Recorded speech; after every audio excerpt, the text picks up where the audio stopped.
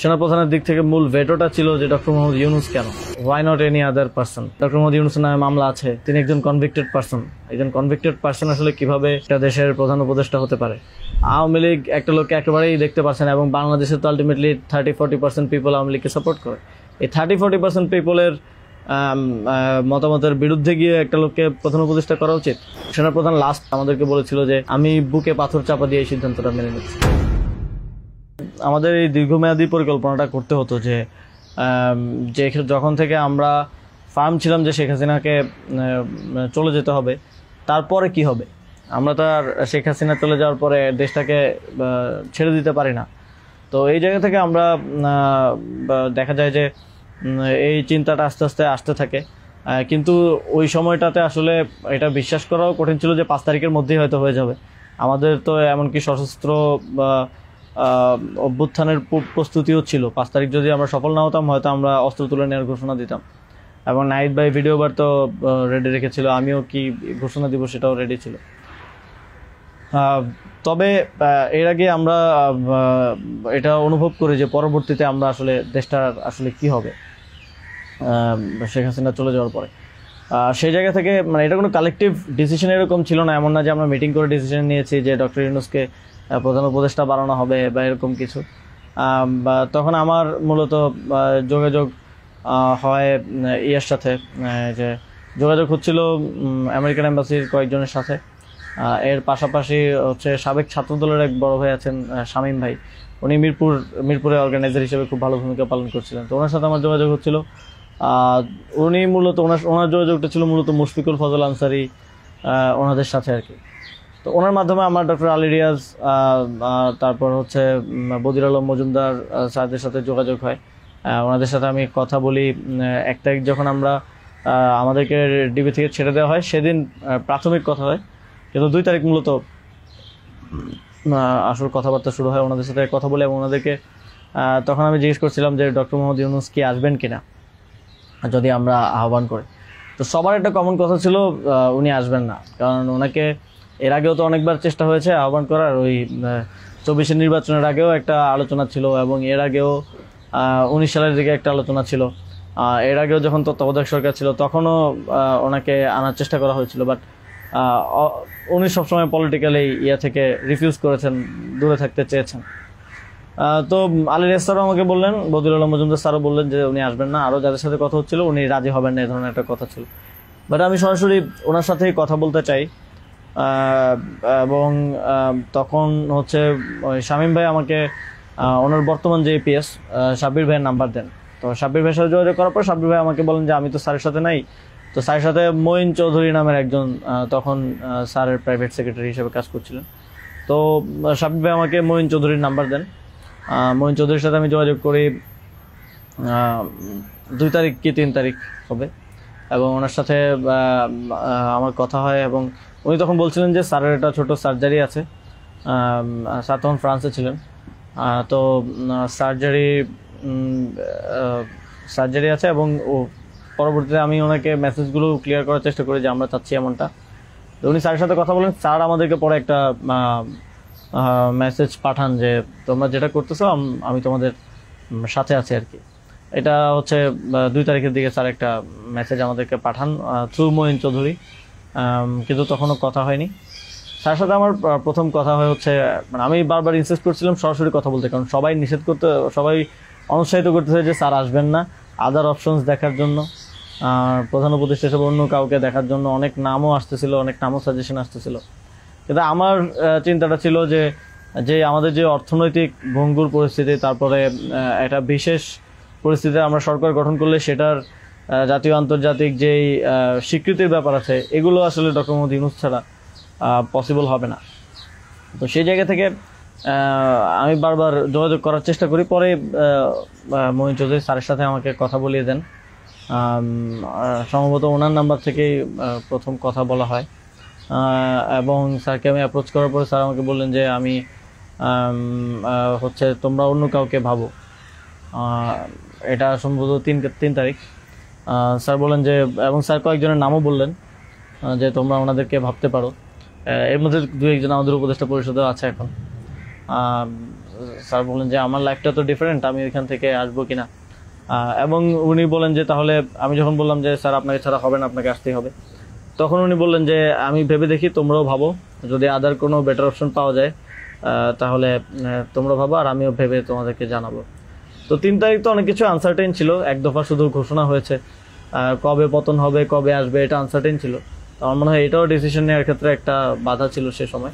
কিন্তু আমি যথেষ্ট, আমার মনে হচ্ছিল যে উনি ডিনাই করলেও he is to some extent positive, যেটা বাকিদের থেকে আসতেছে যে একেবারেই আসবে না এরকম। আসিফ স্যারও বলতেছিল যে আসবে না স্যার, রাজি হবে না। তো আবার আমার মনে হচ্ছিল যে এই লোকগুলো তো সবাই স্যারকে পার্সোনালি চেনে, তো ওনারা বলতেছে, কিন্তু আমরা ইনসিস্ট করি, আমি ইনসিস্ট করি, এবং আমি তখন আসলে বাকিদেরকে জানিয়ে রাখছিলাম যে আমার স্যারের সাথে যোগাযোগ হচ্ছে। তখন এটা কোনো কালেকটিভ ডিসিশন ছিল না যে ওনাকে আমরা প্রধান উপদেষ্টা করব। আমি নাহিদ ভাই, মাহফুজ ভাইদেরকে জানিয়ে রাখি যে আমার ওনার সাথে যোগাযোগ হচ্ছে, দেখি এটা কোথায় যায়। আর সবার কাছেই তো তখন সময়টা আনসার্টেন ছিল যে কখন পতন হবে, কখন সরকার হবে। এটা অনেক ফার সাইটেড আসলে বিষয় ছিল ওই সময়টাতে, কারণ আমাদের মনে হচ্ছিল না যে 5ই আগস্ট পতন হবে, আমাদের মনে হচ্ছিল যে আরও হয়তো দীর্ঘ সময় আমাদের লড়াই করতে হতে পারে। ইভেন সব ধরনের সম্ভাবনাই ছিল, এটা একটা গৃহযুদ্ধের দিকে যাওয়ার পরিস্থিতিও ছিল ওই সময়টাতে। তো পরবর্তীতে যখন এরপরও স্যারের সাথে আমার কমিউনিকেশন, স্যারের টিমের সাথে কমিউনিকেশন চলছিল। 5 তারিখ মূলত স্যারের সাথে আবার কথা হয়। মঈন চৌধুরীর সাথে রেগুলারই কথা হচ্ছিল, প্রতিদিন 2-3 বার কলে কথা বলছিলাম। 5 তারিখ স্যার যখন সার্জারিতে ঢুকবেন, ঢোকার আগে হচ্ছে কথা হয়, যখন শেখ হাসিনা পালিয়ে গেল সন্ধ্যায় আমরা চ্যানেল 24-এর অফিসে। তখন আমি স্যারের সাথে কথা বলতে চাই যে এখন তো পতন হয়ে গেছে, এখন একটা ডিসিশনে আসতে হবে। তো তখন মঈন ভাই স্যারের সাথে আমাদেরকে কলে যুক্ত করেন। তো চ্যানেল 24 অফিসেই নাহিদ ভাই আর আমি আমার ফোন থেকে লাউডস্পিকারে স্যারের সাথে কথা বলি।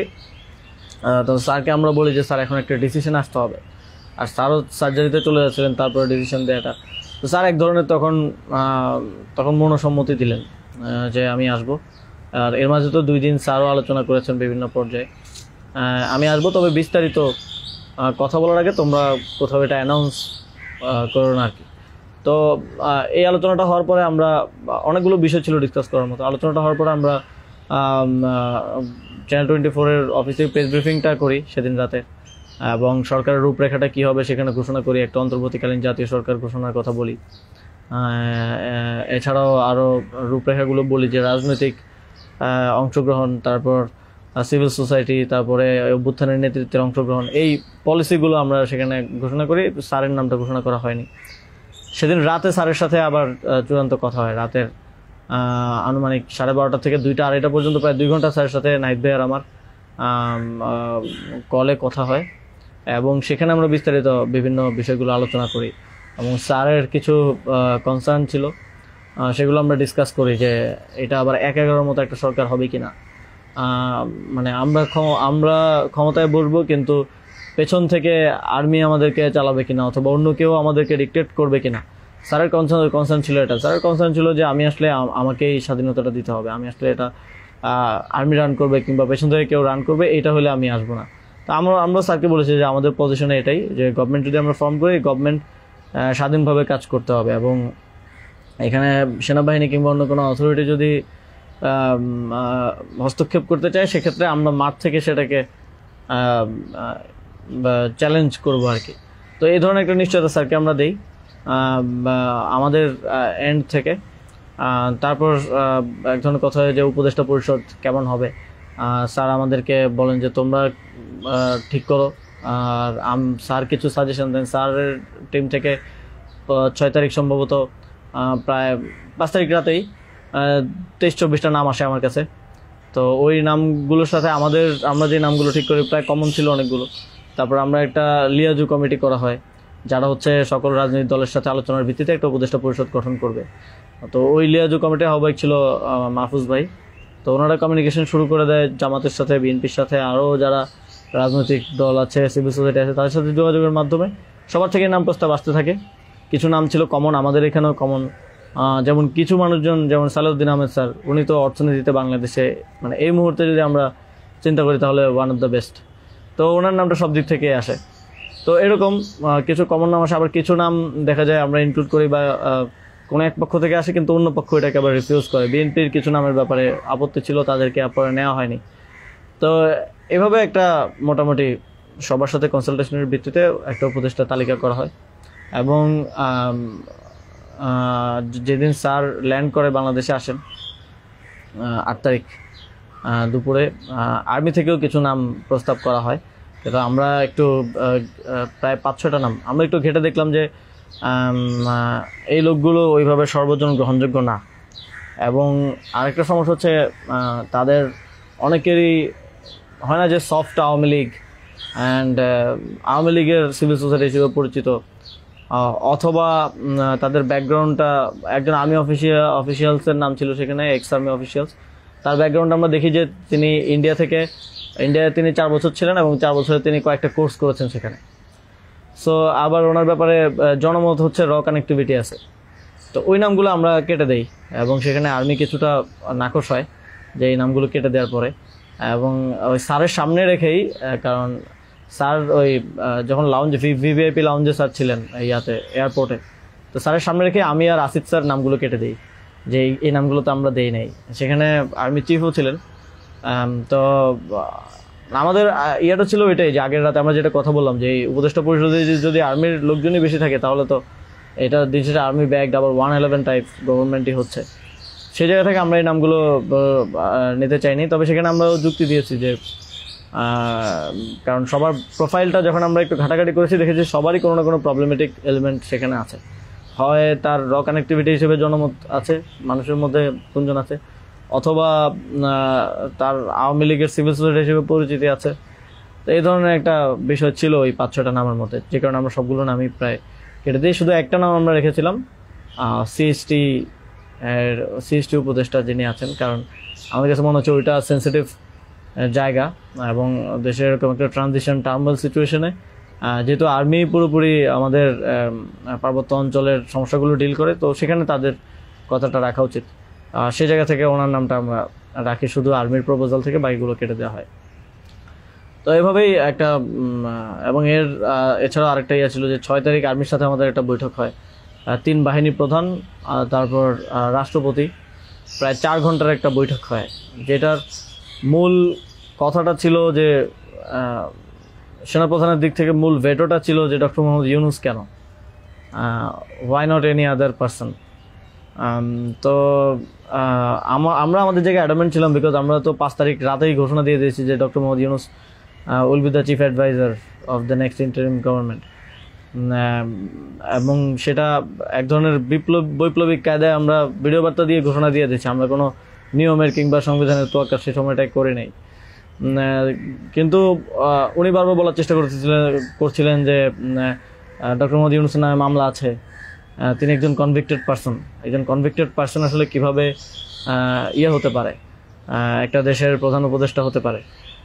তো আমরা যখন এগুলো ডিবাঙ্ক করতেছিলাম কথাগুলোকে যে এগুলো তো আওয়ামী লীগের সময়ের পলিটিক্যালি মোটিভেটেড মামলা, এই মামলা তো দেখা গেছে সবার নামে পাওয়া যাবে, আমাদের নামেও আছে। তো এটা বলার পর আবার ওনারা আরেকটা কথা বললেন যে সোসাইটির একটা বড় অংশ তো আসলে ওনাকে হেট করে, এবং বড় অংশ বলতে উনি তখন সরাসরি বলেছেন যে আওয়ামী লীগের অন্তর্বর্তীকালীন সরকারটা তো সবার কাছে গ্রহণযোগ্য হতে হবে।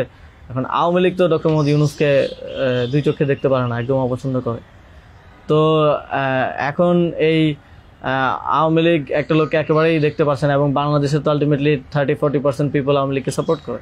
এই 30-40% পিপলের মতামতের বিরুদ্ধে গিয়ে একটা লোককে প্রধান উপদেষ্টা করা উচিত।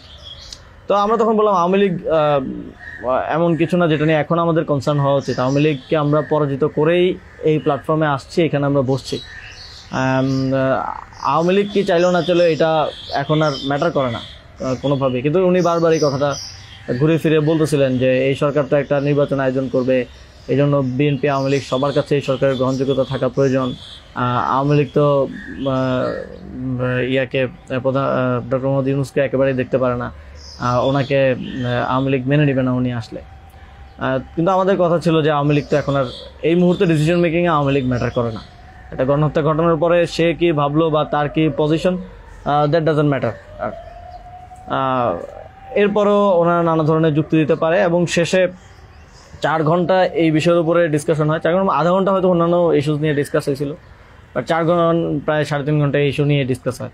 তো এখানে আসছিলাম আমি, নাহিদ ভাই, মাহফুজ ভাই আর নাসির ভাই। আর বাকি আমাদের সাথে যারা ছিল তারা বাইরে অপেক্ষা করছিল। আসিফ স্যার ছিল, তারপরে তানজিমুদ্দিন স্যারও ছিল, আরও সমন্বয়িকা ছিলেন আরও 10-12 জন, সবাই বাইরে অপেক্ষা করছিল আর কি এই 4 ঘন্টা। তো তারা বারবার 2বার হচ্ছে বিরতি দিয়ে আমাদেরকে আবার ভাবতে বলে আবার চলে যেত, আবার এসে আবারও একই জায়গা থেকে কথা শুরু করতো। মানে আমরা বুঝতে পারছিলাম যে ডক্টর মোহাম্মদ ইউনূসকে এখানে এস্টাবলিশমেন্ট কোনোভাবেই চাচ্ছে না। আর আমাদের কথা ছিল আমরা ঘোষণা দিয়ে দিছি, এবং আমরা এক ধরনের হুমকি সুরে সেখানে বলি যে যদি এটা রাষ্ট্রীয়ভাবে না হয়, যদি রাষ্ট্রপতি ঘোষণা না দেয় ডক্টর মোহাম্মদ ইউনূসকে প্রধান উপদেষ্টা হিসেবে, তাহলেও আমাদের কিছু যায় আসে না, কারণ আমরা অলরেডি ঘোষণা দিয়ে দিয়েছি। আমরা আমাদের তৈরি করা উপদেষ্টা পরিষদ নিয়ে শহীদ মিনারে গিয়ে শপথ নিব। এই হুমকিটা দেওয়ার পরে তারা একটু মানে নড়ে চড়ে বসে, এবং তারা গিয়ে রাষ্ট্রপতির সাথে ডিসকাস করে আসে। এবং সেনাপ্রধান লাস্ট আমার মনে পড়ে আমাদেরকে বলেছিল যে আমি বুকে পাথর চাপা দিয়ে এই সিদ্ধান্তটা মেনে নিচ্ছি। এবং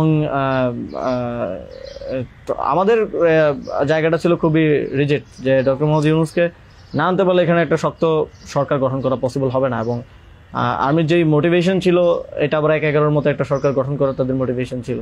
যখন তারা নামগুলো দেয়, 6টা-7টা উপদেষ্টার নাম দেয়, তখন এটা বোঝা যায়, এবং ডিকটেট করার এক ধরনের।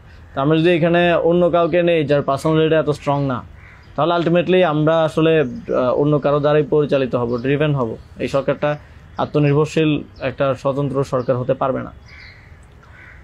তো তারপর তো ঘোষণা দেয়, রাষ্ট্রপতি ঘোষণা দেয় ডক্টর মোহাম্মদ ইউনূসকে প্রধান উপদেষ্টা হিসেবে 6 তারিখে, এবং 8 তারিখ হচ্ছে পরবর্তী উপদেষ্টা পরিষদটা গঠিত হয়। 8 তারিখ শপথ অনুষ্ঠানটা হয়। স্যার যখন সার্জারি শেষ করে দেশে আসেন, তারপর ওই দিন সন্ধ্যায় সরকারটা গঠিত হয়।